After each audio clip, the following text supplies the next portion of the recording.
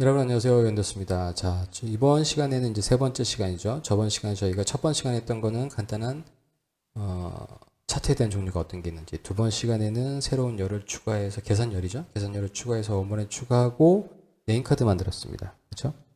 그 다음에 제가 이제 중요하다고 말씀드렸던 이제 세 번째 인자죠.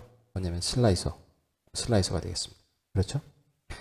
자, 슬라이서라고 하는 놈은 우리가 피벗 테이블에서도, 피벗 테이블 대시보드에서도 제가 슬라이서에 대한 부분을 말씀드렸던 적이 있어요. 그래서 그 부분 아마 여러분들 엑셀단에서 슬라이서가 어떻게 활용되는지, 엑셀에서 대시보드를 어떻게 만드는지 궁금하신 분들은 그 동영상 참고하시면 되실 것 같고요.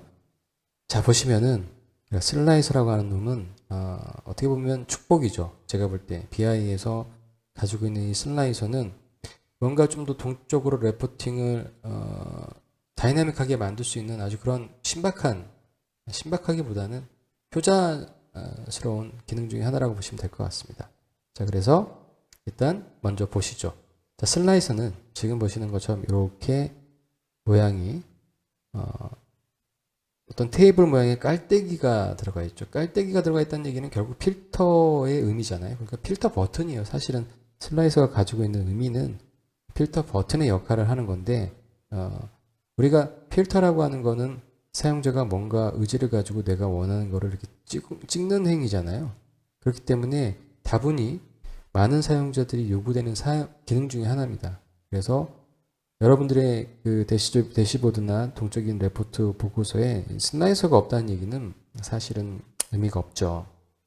자, 그리고 지금 이제 이런 시각화에 대한 디자인적인 요소들 있잖아요. 이런 것들은 첫 번째는 약간 이제 디자인 감각도 좀 있으셔야 돼요. 그건 어쩔 수 없습니다. 저한테 제일 부족한 부분 중에 하나가 바로 그 부분 중에 하나이기도 하지만 감각이 있으신 분들은 좀 더 이쁘게 꾸미실 거예요. 그런데 지금 현재는 그런 디자인적인 측면에 대한 부분들을 제가 말씀을 안 드리고 있어요. 왜냐하면 일단 이런 것들을 여러분이 자유롭게 다 쓰실 수 있는 상태에서 제 역량 안에서 이렇게 디자인을 만들면 조금 더 괜찮습니다라고 하는 것들에 대한 부분을 말씀을 드릴 텐데 아마 그 부분에서는 여러분들이 저보다 훨씬 더 잘하시는 분들이 많으실 거예요.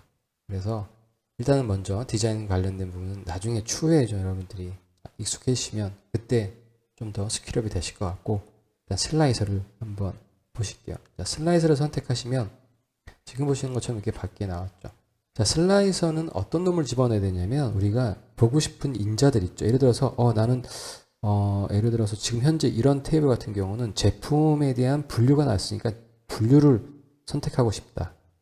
분류를 선택하고 싶다라고 하시면 분류에 대한 부분으로 해당되는 내용을 선택하시면 돼요. 자, 그러면 여기에 분류가 나와 있기 때문에 저희는 이 차트를 좀 바꿔볼게요. 이 차트를 뭘로 바꾸냐면 얘를 선택하시고 얘를 저희가 세로 막대로 한번 바꿔보겠습니다.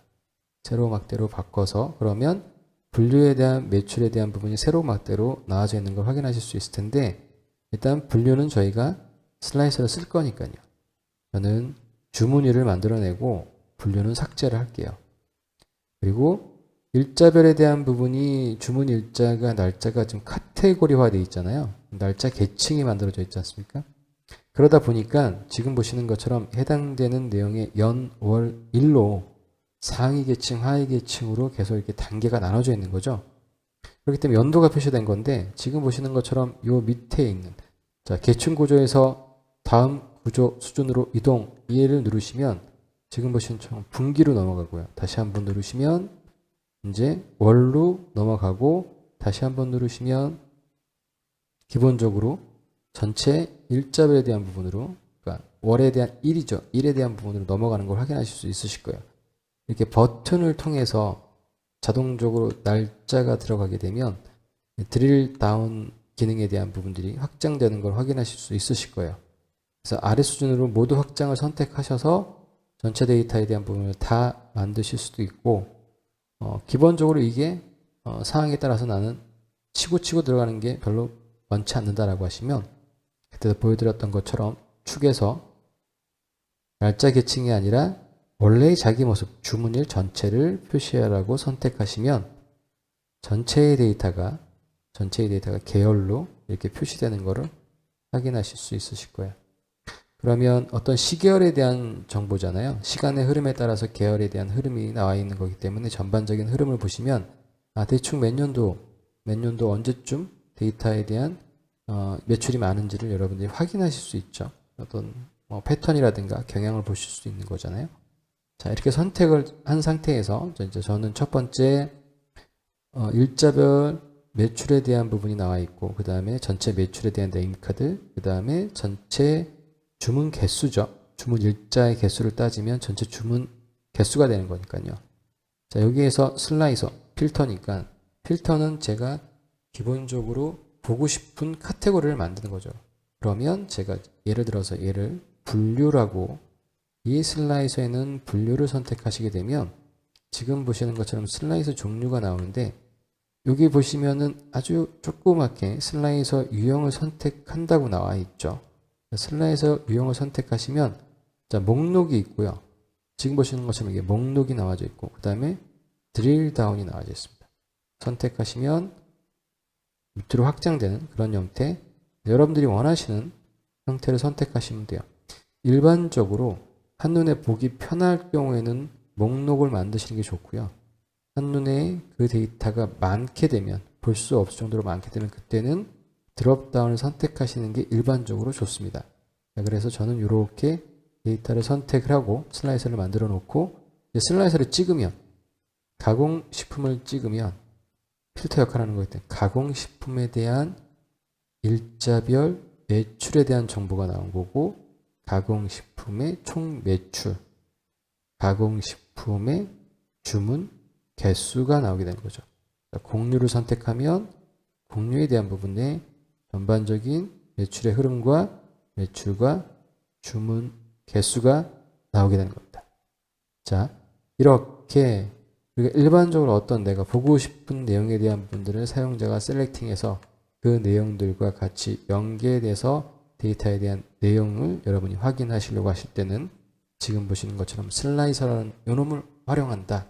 자, 그러면 우리가 데이터 시각화 개체에서 우리가 일반적으로 활용할 수 있는 내용에 대한 부분들 아주 큰 카테고리를 봤을 때요. 세부적으로 보면 이제 또 KPI가 있고, 그 다음에 표도 있고, 여러 가지 또 파이 차트도 있고, 그 다음에 버블 차트도 있고, 여러 가지가 있잖아요. 그런데 그런 것들을 그냥 큰 주요 기능, 핵심적인 기능, 즉 대시보드를 구성하는 데 있어서 빠지지 말아야 될 기능들을 큰 카테고리로 중요한 거 3개만 찍어라 라고 한다면, 이거는 거의 묻지도 말고 따지지도 말고 여러분들이 만드셔야 되는 모든 슬라이서가 아니죠. 모든 레포트에 기본적으로 다 들어가야 되는 그런 구조라고 보시면 돼요. 자, 그러면 이제 여기서 팁을 좀 하나 요즘 말씀을 드리면, 일반적으로 이러한 슬라이서들은 왼쪽 아니면요 상단에 배치하시는 게 가장 좋아요. 왼쪽 아니면 상단에 일반적으로 배치가 됩니다. 왜냐하면 가독성을 좋게 하기 위해서 얘네들은 고정 위치가 가야 되잖아요.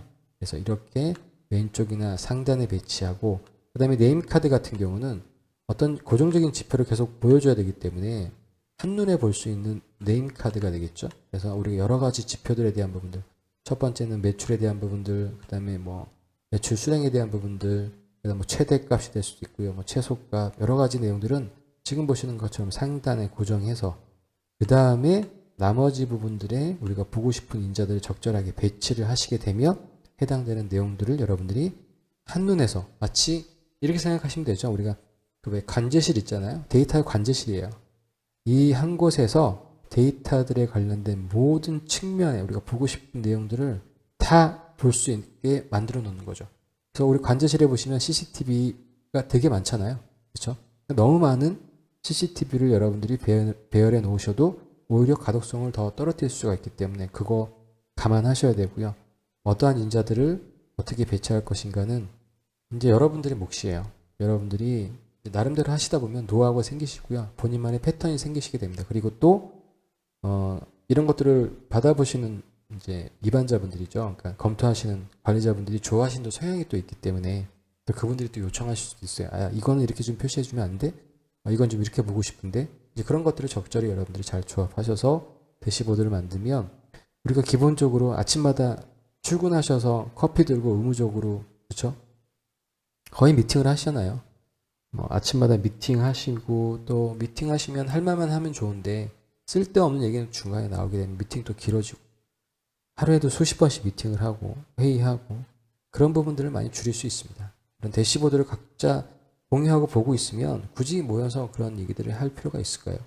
한 번씩만 현재 프로젝트 상황에 대한 부분들, 현재 상황에 대한 부분 점검만 하고 뭐 일주일이나 뭐 아니면 주 단위별로 그냥 체크만 하면 그리고 또 다시 뭐 좀 디테일한 내용이 필요하다고 하면 이런 것들을 보면서 얘기하면 훨씬 더 집중도 있고 쓸데없는 얘기로 빠지지 않고 데이터를 보면서 얘기하기 때문에 훨씬 더 좋은 퀄리티 있는 그런 회의 문화를 만들어 나갈 수 있을 것 같습니다. 자, 오늘 제가 말씀드린 슬라이서에 대한 부분 이렇게 말씀드리고요. 다음 시간에는 이제 이러한 중요한 몇 가지 기능들에 대한 부분에 대해서 설정에 대한 부분이 남아 있어요. 지금 보셨다시피 얘는 그냥 현재 디폴트 값만 사용하시잖아요. 그거 말고 이제 좀 더 뭔가 좀 변형하려고 했을 때 그 디폴트 값을 우리가 어디서 변형할 건지에 대한 부분만 끝나면 시각화는 여러분 사실 다 끝난 겁니다. 그러면 이제 하나하나씩 시각화에 대한 부분이 어떻게 되어 있는지 그 부분만 제가 디테일하게 강좌를 만들어서 여러분들한테 공유해드리면 여러분들은 이제 시각화에 대한 부분은 거의 끝나신 거예요. 이제 5% 끝나신 거라고 보시면 돼요. 나머지는 아까 제가 그때도 말씀드린 것처럼 파워 쿼리의 전처리 단계, 그 다음에 덱스가 덱스는 여러분들이 많이 연습을 하셔야 됩니다. 아셨죠? 자, 여러분 잘 따라오고 계시고 오늘 하루도 충분히 고생하셨고 수고 많으셨습니다. 자, 저는 다음 시간에 또 새로운 내용 가지고 여러분 찾아뵐 수 있도록 하겠습니다. 감사합니다.